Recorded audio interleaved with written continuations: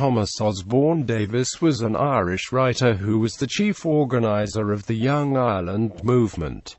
Early life. Thomas Davis was born in the town of Mallow in County Cork, the son of a Welsh father, a surgeon in the Royal Artillery, and an Irish mother. Through his mother he was descended from the Gaelic noble family of O'Sullivan Bear. His father died 1 month after his birth and his mother moved to Warrington Place near Mount Street Bridge in Dublin. In 1830, they moved to 67 Lower Baggot Street.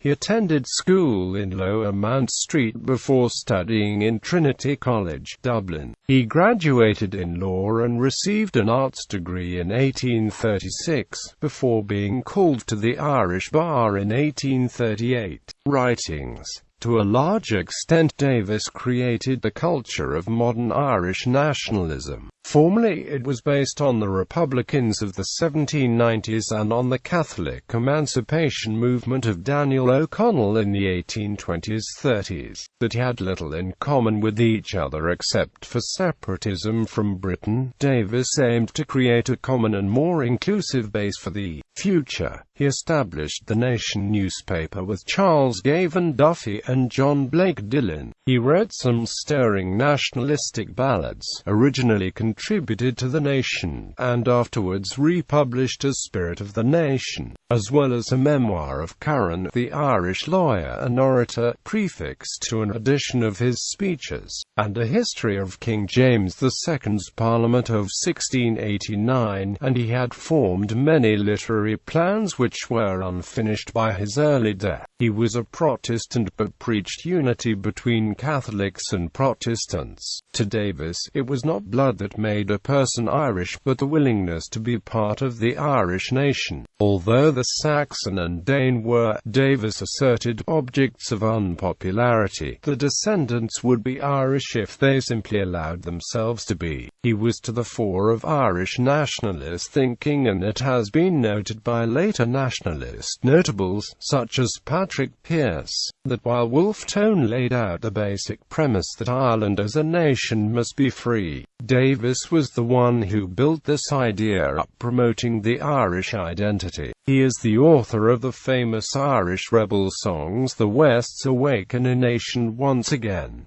He also wrote The Lament for Owen Roe O'Neill. Relationship with Daniel O'Connell. Davis supported O'Connell's Repeal Association from 1840, hoping to recreate the old Irish Parliament. They split during a debate on the proposed new Queen's University of Ireland, when Davis was reduced to tears by O'Connell's superior debating skill. Davis was in favour of a university that would inclusively educate all Irish students. O'Connell and the Catholic hierarchy preferred a separate system for Catholic students within Ireland that would remain under church control. O'Connell generally referred to his inexperienced allies as Young Ireland, initially as a dismissive term, that from the 1870s became the accepted term for nationalists inspired by Davis. He also preferred a federal arrangement with Britain in the 1840s, while Davis sought a greater degree of autonomy. Both agreed that a gradual and non-violent process was the best way forward. Despite the differences, O'Connell was distraught at Davis's early death. He died from scarlet fever in 1845 at the age of 30. He is buried in Mount Jerome Cemetery, Dublin. Legacy. A series of state events were staged around Ireland for a week in September 1945 on the 100th anniversary of his death. A statue of Davis, created by Edward Delaney, was unveiled on College Green, Dublin, in 1966, attended by the Irish President Eamon de Valera. One of the secondary schools in Davis's hometown of Mallow, Davis College, is named after him. A number of GAA clubs around the country are also named after him, including one in Tallaght, Dublin, and one in Corran-Shegard, County Armagh. Fort Davis, at the entrance to Cork Harbour, is named after him. Thomas Davis Street, off Francis Street in Dublin 8, is also named after him. Bibliography. The Patriot Parliament of 1689, first edition, third edition, with an introduction by Charles Gavan Duffy. The Life of the Right Hon. J. P. Curran. Letters of a Protestant on Repeal. Edited by Thomas F. Maffer. Literary and Historical Essays. The Poems of Thomas Davis.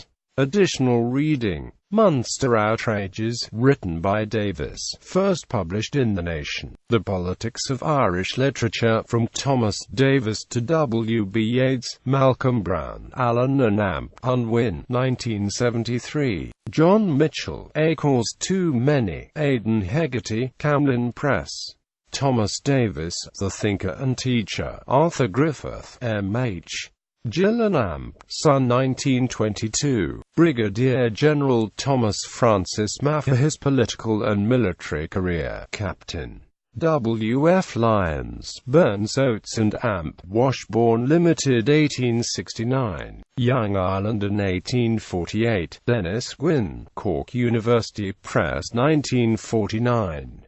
Daniel O'Connell, The Irish Liberator, Dennis Gwynn, Hutchinson and Amp Co. Limited. O'Connell Davis and the Collages Bill, Dennis Gwynn, Cork University Press, 1948. Smith O'Brien and the Secession, Dennis Gwynn, Cork University Press.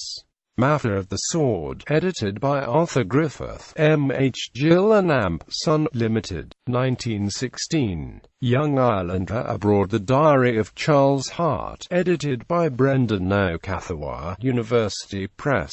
John Mitchell, First Felon for Ireland, edited by Brian O'Higgins, 1947. Ross's Recollections, 1838–1898, intro by Sean O'Lewing, The Lions Press, 2004.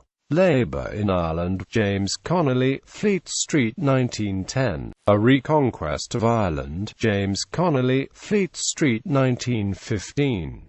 John Mitchell, Noted Irish Lives, Lewis J. Walsh, The Talbot Press Limited, 1934. Thomas Davis, Essays and Poems, Centenary Memoir, M.H. Gill, M.H. Gill and Amp, Son, Limited, MCM XLV. Life of John Martin, P. A. Sillard, James Duffy and Amp Co. Limited, 1901. Life of John Mitchell, P. A. Sillard, James Duffy and Co. Limited, 1908.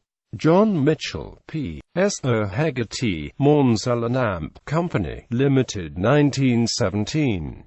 The Fenians in Context, Irish Politics and Amp Society, 1848–82, R. V. Comerford, Wolfhound Press, 1998. William Smith O'Brien and the Young Ireland Rebellion of 1848, Robert Sloane, Four Courts Press, 2000. Irish Mitchell, Seamus McCall, Thomas Nelson and Sons Limited, 1938. Ireland Her Own, T. A. Jackson, Lawrence and Amp Wishart Limited, 1976. Life and Times of Daniel O'Connell, T. C. Luby, Cameron and Amp Ferguson. Young Ireland, T. F. O'Sullivan, The Kerry Man Limited, 1945. Irish Rebel John Devoy and America's Fight for Irish Freedom, Terry Galway, St. Martin's Griffin, 1998. Paddy's Lament, Ireland, 1846–1847, Prelude to Hatred, Thomas Gallagher, Poolbeg, 1994. The Great Shame, Thomas Keneally, Anchor Books, 1999. James Fenton Laylaw, Thomas P. O'Neill, Golden Publications, 2003. Charles Gavan Duffy, Conversations with Carlyle, with introduction, Stray Thoughts on Young Ireland by Brendan Clifford, Athol Books, Belfast. Envoy, Taking Leave of Roy Foster, by Brendan Clifford and Julian Herlihy, Aubain Historical Society, Cork. The Falcon Family, or Young Ireland by M. W. Savage, London, 1845. Quinnipiac University.